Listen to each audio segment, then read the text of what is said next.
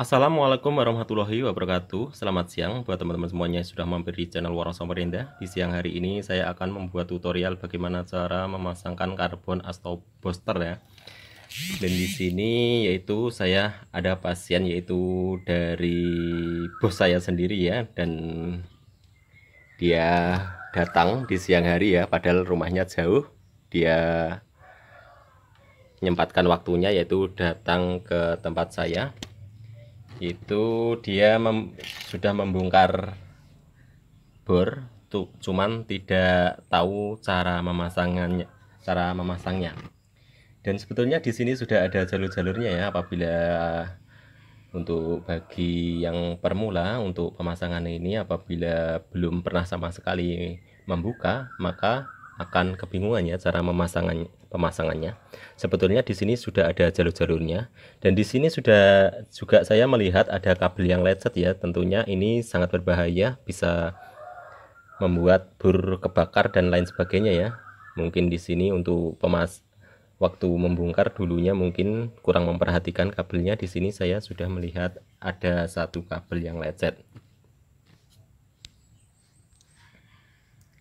Dan cukup lumayan umurnya bor ini ya. Ini sebelum saya punya anak, sampai anak saya sudah gede, ini bor ini masih cukup terawat ya. Masalahnya punya anaknya pribadi, bukan punyaannya untuk pekerja bangunan dan lain sebagainya ya. Jadi sangat terawat. Cuman cara pemasangannya dari pemilik bor ini, jadi dia datang ke tempat saya yaitu kepengen tahu bagaimana cara memasang bostel atau karbon ya. Kalau di bahasa Kalimantan di sini namanya karbon, kalau di Jawa ini namanya bostel atau booster ya teman-teman ya. Kalau booster itu nanti ada yang salah paham, booster TV ya, itu namanya juga booster, hampir sama cuman berbeda bentuknya ya. Kalau di sini bentuk. Oke, sudah saya siapkan selongsongnya untuk mengamankan yang bocor tadi. Di sini ada bocor, langsung saya pasang selongsong seperti ini supaya aman. Setelah kita pasang selongsong, lalu kita bakar supaya press di bodinya. Karena di sini saya tidak ada korek teman-teman ya, jadi saya menggunakan swortable. Ini juga sama fungsinya seperti korek. Kita kecilkan supaya tidak membakar.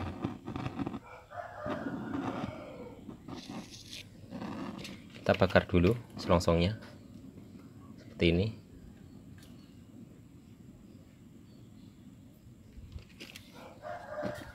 Setelah kita pasang selongsong, kita press lagi soket yang sudah terlepas di sini.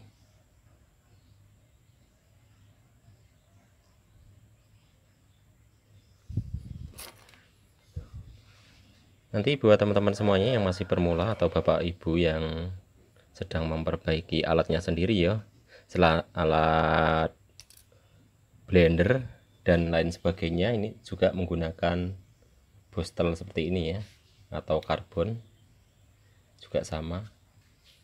Tempatnya juga sama, nanti mau saya jelaskan tempatnya.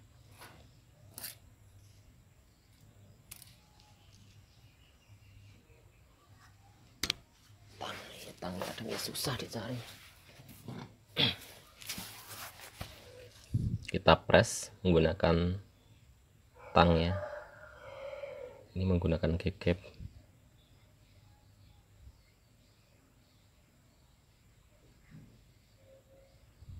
Setelah kita press seperti ini, saya akan jelaskan bagaimana cara kerjanya dinamo ini.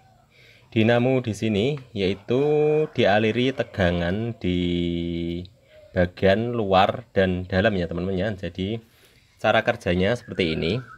Jadi cara kerjanya dinamo di sini, dan dua-duanya ini membuat magnet ya. Dan ini adalah putaran tinggi. Kenapa saya bisa menyebutkan putaran tinggi? Masalahnya di sini ditarik menggunakan magnet dalam dan luarnya. Dan di luarnya di sini akan membuat magnet apabila dialiri tegangan di lilitan di sini ya, di lilitan samping di sini. Terusan untuk jalur yang depan maka akan dialiri oleh listrik ya melalui apa ini namanya ya, kuningan atau tembaga di sini ya, ada tembaga yang disusun rapi di sini. Ini adalah untuk bergantian menarik magnet yang ada di lilitan di sini ya. Jadi dia mengaliri di sini dengan bergantian mengikuti tembaga yang sudah disusun rapi di sini. Dan di sini satu jalur teman-teman ya, setiap satu garis di sini satu jalur atau satu lilitan yang ada di ini namanya angker teman-teman ya, teman yang dalam ini. Jadi satu gulungan di sini, yaitu di sini adalah satu tembaga yang ada di sini ya. Dan dia terhubung dengan sampingnya di sini. Jadi dia keseimbangannya di sini, samping sini. Jadi dia rebutan keseimbangan dari angker yang tengah di sini dengan sepul yang di luarnya sini. Jadi dia menjadilah daya dorong atau gaya gerak ya, seperti itu cara kerjanya. Maka karbon ini tujuannya untuk mengalirkan listrik ya. Jadi karbon ini sama seperti pensil ya, pensil itu juga mengalirkan tegangan seperti karbon. Karbon ini adalah isinya pensil teman-teman ya. Kalau buat teman-teman yang pernah sekolah pasti sudah tahu ya, pensil itu tengahnya ada karbonnya seperti ini, dan tujuannya untuk menulis dan menggambar ya kalau pensil. Kalau ini tujuannya untuk mengalirkan tegangan. Pensil juga bisa mengalirkan tegangan, sama saja. Kalau di pelajaran di SD saya zaman dulu itu juga ada pelajaran untuk mengalirkan listrik melalui bekas coretan pensil ya.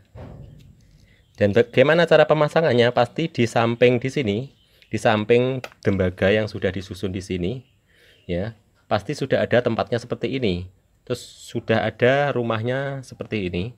Jadi cara pemasangannya, jadi di sini ada tempatnya kabel di samping di sini. Kita pasang dulu kabelnya, kabel atau sekunnya ya, sekunnya kita masukkan di sini. Setelah kita masukkan seperti ini, lalu kita masukkan per karbonnya di sini, ada per. Jadi buat teman-teman semuanya, apabila ada pernya jangan dibuang ya. Masalahnya per ini untuk mengalirkan tegangan. Jadi ini fungsinya untuk mengalirkan tegangan, untuk menghidupkan, untuk membuat magnet yang ada di tengah-tengahnya angker di sini ya. Cara memasangnya yaitu dimasukkan dulu bagian belakang. Ini dipaskan dulu angkernya ya, sama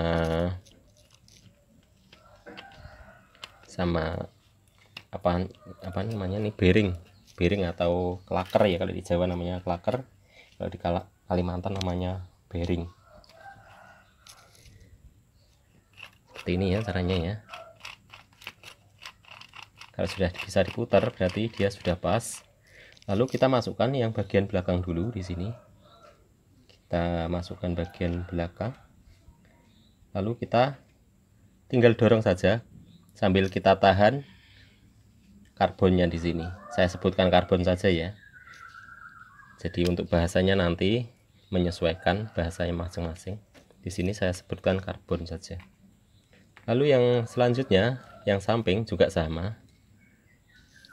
Juga sudah ada rumahnya seperti ini, juga ada lubangnya di bagian bawah seperti ini. Saya dekatkan kameranya, saya zoom supaya lebih jelas.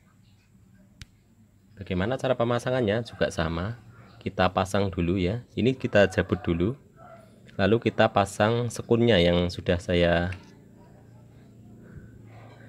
press tadi. Masukkan, cara memasukkannya di sini lubangnya sudah memanjang dan mengecil ya. Jadi kita masukkannya memanjang dulu, baru kita putar ya. Tujuannya supaya apa? Supaya tidak lepas seperti itu. Dan seperti ini sudah diatur dari pabrik. Cara masukkan belakang dulu yang dimasukkan, lalu yang depan tinggal kita dorong saja ke bawah seperti ini, selesai. Lalu kita atur-atur saja bagian saklarnya di sini, menyesuaikan ya untuk mengaturnya. Untuk kabelnya ini taruh di bawah supaya nanti tidak terjepit saat pemasangan casingnya.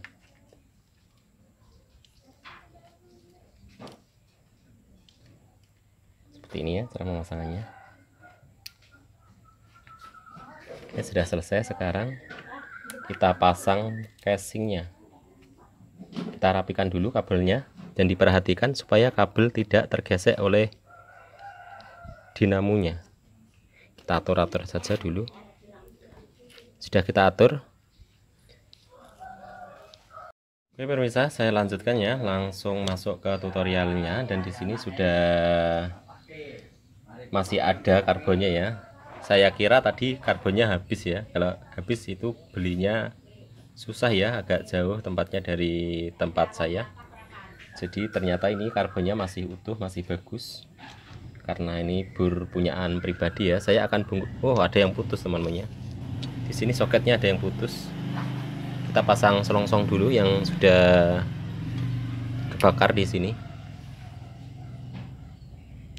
Nah, inilah hasil terakhirnya, sudah saya rakit dengan rapi ya. Seperti itu tadi cara pemasangan karbon. Bagi yang masih pemula bisa simak video saya hingga selesai. Sekarang proses pengetesan, perhatikan.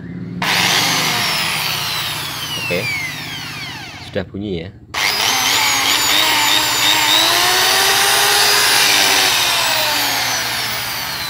Jadi untuk perbaikan hari ini sukses. Oke, buat teman-teman semuanya yang sudah mampir di channel Waro Samarinda, terima kasih yang sudah hadir, yang sudah menyaksikan video ini hingga selesai. Dan terima kasih yang sudah mendukung di channel Waro Samarinda. Dan terima kasih buat teman-teman semuanya yang sudah support di channel Waro Samarinda ya, sudah tekan tombol subscribe-nya, yang sudah yang belum subscribe dulu dan aktifkan notifikasi lonceng supaya tidak ketinggalan karena updatean video terbaru dari channel Waro Samarinda.